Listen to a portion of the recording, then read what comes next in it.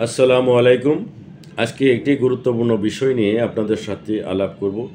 সেটা হলো বাছুরের নেভাল ইল।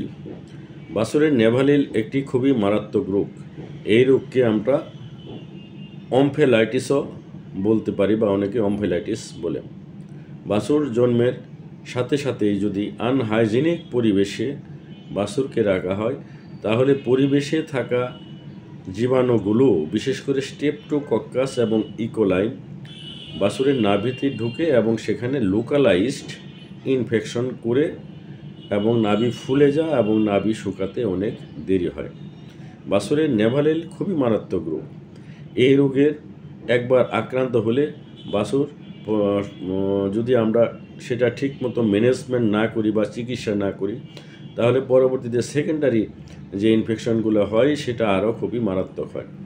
বাছুরের নেভালিলের পরে যে সেকেন্ডারি ইনফেকশনগুলো হয় সেটার থেকে আমরা জয়েন্ট ইল নামক এক ধরনের রোগ হয়, সেটা আরও মারাত্মক। সেটা হলো বাছুরের ফ্যাটলক, স্টিফুল, হক জয়েন্ট এবং কার্পাল জয়েন্ট ফুলে যায় এবং বাছুর হাঁটতে পারে না এবং পার্মানেন্ট লেমলেস হয় এবং এই বাছুরগুলা পরবর্তীতে আরও অনেক জটিলতা সৃষ্টি হয় এবং মৃত্যুও হতে পারে। তাই বাছুরের নেভালিল আমরা খুব সতর্কতার সঙ্গেই যদি হ্যান্ডেল করি এবং চিকিৎসা দিই এবং সেটা যদি ম্যানেজমেন্ট করি, তাহলে আমরা পরবর্তীতে অনেক জটিলতা থেকে মুক্ত হতে পারি। অনেক বাছুরের নেভালিল হওয়ার পরে যদি আমরা ঠিকমতো সেটা চিকিৎসা না করি, সেখান থেকে পরে আম্বিলিকাস যে হার্নিয়া সেটাও হতে পারে এবং আম্বিলিকাস অনেক অ্যাবসেস হতে পারে।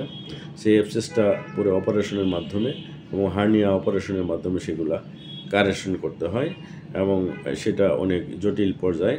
সুতরাং যদি আমরা বাছুরের নেভালিল বা অমফেলাইটিস যদি প্রথম থেকেই আমরা সুষ্ঠু ম্যানেজমেন্টের মাধ্যমে সেটা যদি নিয়ন্ত্রণ করি, তাহলে আমরা পরবর্তীতে সেই জটিলতাগুলো আর পাব না। এখন আসেন নেভালিল কী কারণে হয়। আমি আগেই বলছি যে আনহাইজেনিক পরিবেশে যদি বাছুরের ডেলিভারি হয় এবং সেখান থেকে সহজে জীবাণু ঢুকে, নেভালে ঢুকে বাছুরের অমফেলাইটিস করে।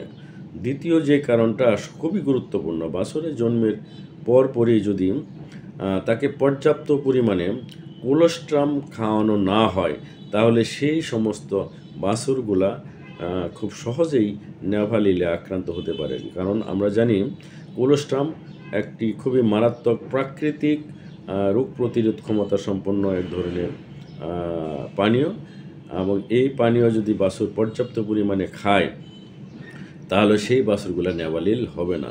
এখন আসেন কতটুকু কোলোস্ট্রাম খাওয়াইতে হবে। এটা হইল সবচেয়ে সহজ পদ্ধতি। আমরা বিভিন্ন রাইটারের লেখায় পেয়েছি, যদি জন্মের 2 ঘন্টার মধ্যে যদি একটি বাছুরকে 3 লিটার কোলোস্ট্রাম খাওয়ানো যায়, তাহলে সেই বাছুরগুলা নেভালিলে আক্রান্ত হয় না।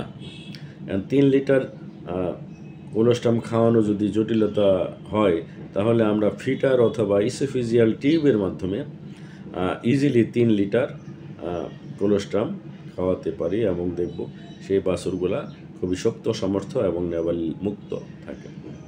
সুতরাং প্রত্যেকটা খামারিকে আমাদের এই ব্যাপারে খুবই সচেতন হতে হবে।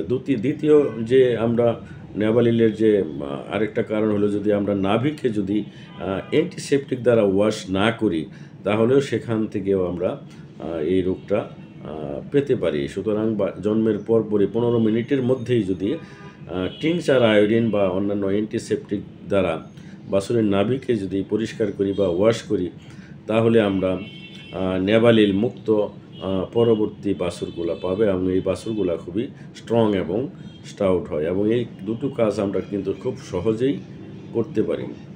বাছুরের নেভালিল প্রতিরোধে আমাদের প্রত্যেকেই সচেতন হতে হবে। নেভালিলের মাধ্যমে আমরা যদি মুক্ত করতে পারি, তাহলে আমরা সুস্থ সবল বাছুর পেতে পারি।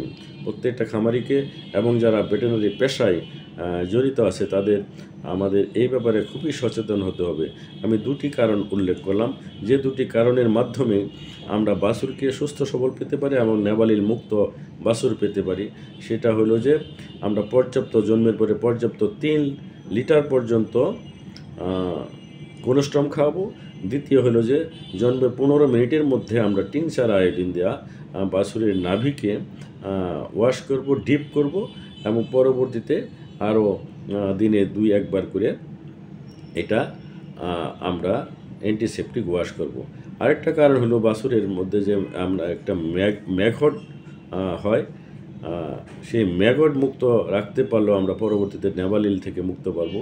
সেই ম্যাগট মাছি মুক্ত জায়গায় আমরা বাছুরকে রাখতে হবে এবং যেখানে আশপাশে মাছি থাকবে সেই মাছি অ্যান্টি লার্ভাল যে ওষুধগুলো আছে বা মাছি তাড়ানোর যে সমস্ত ওষুধগুলো আছে সেগুলো নাভিতে এবং বাছুরের যেখানে রাখবো সেখানে আমরা যদি রাখি তাহলে আমরা নেবালিল মুক্ত একটা বাছুর পেতে পারি এবং এই বাছুরটা পরবর্তীতে দেখব যে আমরা অনেক খামারি লাভবান হব। আর যদি নেবালিল হয়েই যায় সেটার চিকিৎসা আমরা খুব আর্লি উপযুক্ত ভেটেরিনারিয়ান দ্বারা চিকিৎসা করব এবং সেই চিকিৎসাটা আমরা পেনিসিলিন জাতীয় বা স্ট্রেপ্টোপেনিসিলিন জাতীয় অ্যান্টিবায়োটিক খুব কোর্স কমপ্লিট করে করতে হবে। মিনিমাম 7 থেকে 10 দিন আমরা স্ট্রেপ্টোপেনিসিলিন অথবা পেনিসিলিন ইনজেকশন করলে আমরা নেবালিল হওয়ার পরে এই চিকিৎসা দিলে ভালো হব। সুতরাং সবাইকে ধন্যবাদ।